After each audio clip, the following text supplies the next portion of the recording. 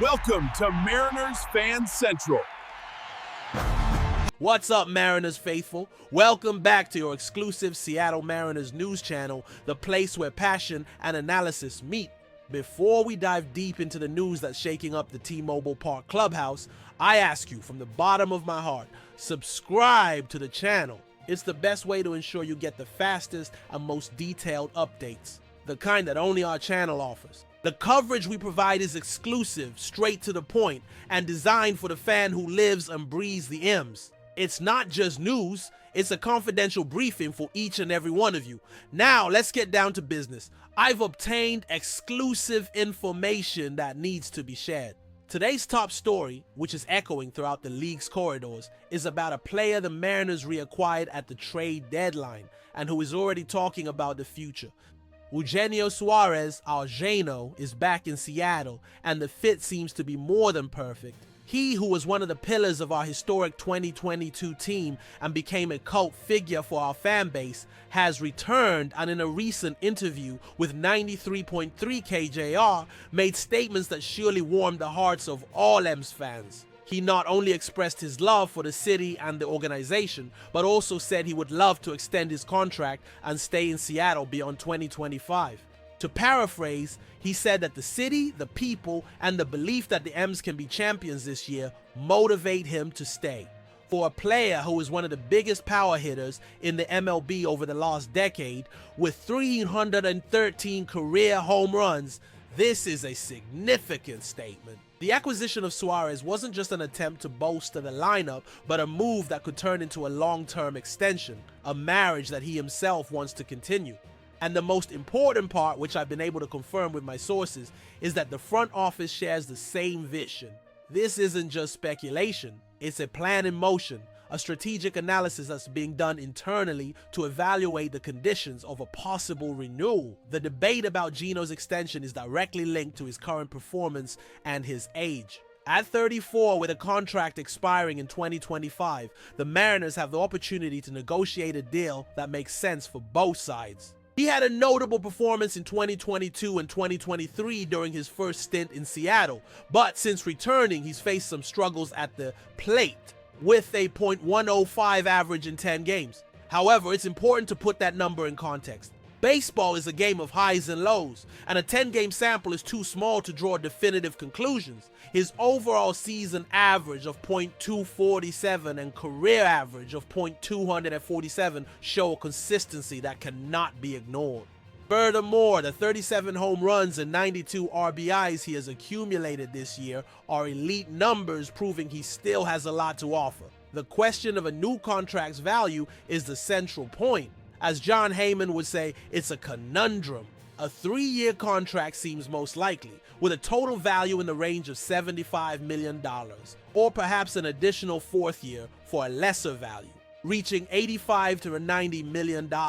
If we compare this to Anthony Santander's contract, who signed a 5-year $92 million deal with the Blue Jays, we can see a market reference. But with a caveat, Santander is younger. The value for Suarez would have to account for his age, his versatility, and the possibility of becoming a designated hitter in the future. The Mariners front office knows that a player's value like Geno's goes beyond the numbers. He's a leader in the clubhouse, a player who energizes the team with his passion, and an idol for the fans. This has an invaluable worth, especially for a team that's contending for a title. My sources have confirmed that Geno's leadership and his presence in the clubhouse are factors the front office considers fundamental. Suarez's extension also raises a crucial question about the future of our infield. The organization is full of young talent such as Cole Young, Colt Emerson, and Michael Arroyo. But the truth is, at the moment, there isn't an unquestionable third baseman of the future waiting in the wings. Cole Young seems to be our future second baseman, and J.P. Crawford our shortstop. Colt Emerson could be the shortstop of 2026 when the Crawford's contract expires. But what about third base? The answer is that the scenario is complex and still taking shape. The possibility of moving Crawford to third base or developing Arroyo or Emerson for the position is real, but there's no fixed plan.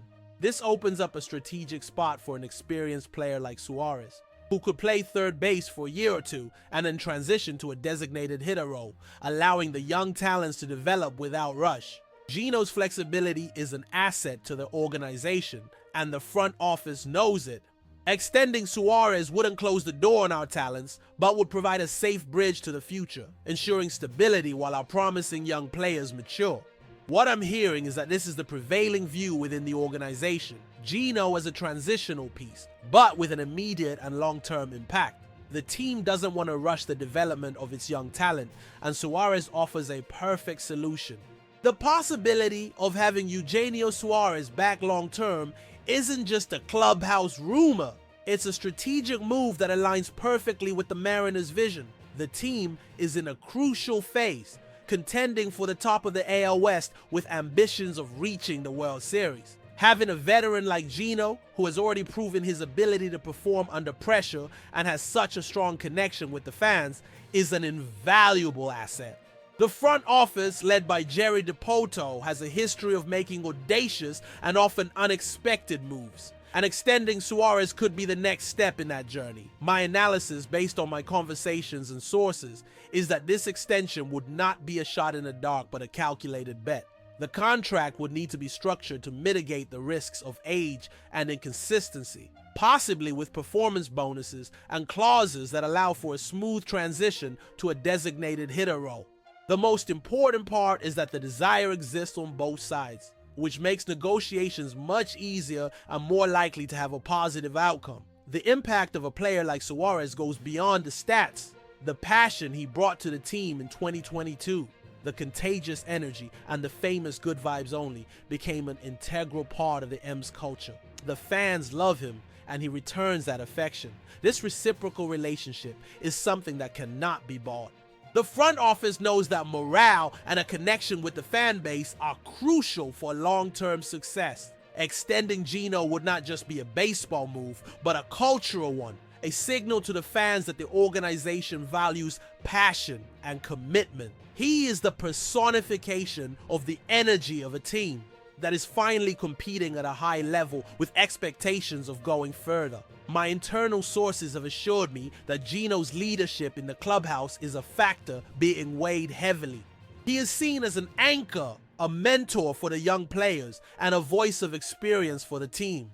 The infield situation, as I mentioned, is complex but not an impediment. On the contrary, extending Suarez could be the missing piece to buy time for our young talents. Having a veteran like Gino at third base, with the flexibility to move to DH, allows the organization to develop Colt Emerson and Michael Arroyo without the pressure of putting them on the main field before they are 100% ready.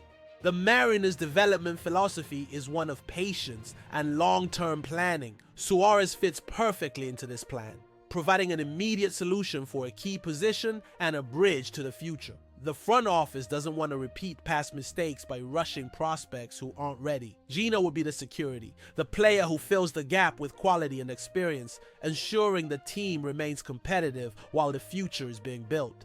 My analysis is that the stage is set for this extension, which brings me to the central question: what comes next? The season is progressing, and Suarez's performance in the coming weeks will be crucial in defining the terms of any possible deal. The front office will be watching his production at the plate, his defense, and his leadership. Negotiations, if they are initiated, will likely happen behind the scenes with the goal of keeping the team's focus on the title race. And of course, the fans' opinion also matters. The M's faithful have a powerful voice, and the passion you show is felt throughout the organization. Extending Gino would be a celebration for the fans, a sign that the good vibes only era is back for good. Eugenio Suarez's desire to stay in Seattle is a huge asset for the Mariners. It's an opportunity to keep a talented player and clubhouse leader who is already a fan favorite. The extension, if well structured, would be a strategic move that strengthens the team in the short term and provides stability for the future. It would be a sign of mutual commitment, from the player to the city and from the organization to the passion of its fans. And I ask you, M's fans, what do you think about this? Is Gino the missing piece for our third base long term? Or would you prefer to give an immediate chance to our young talents?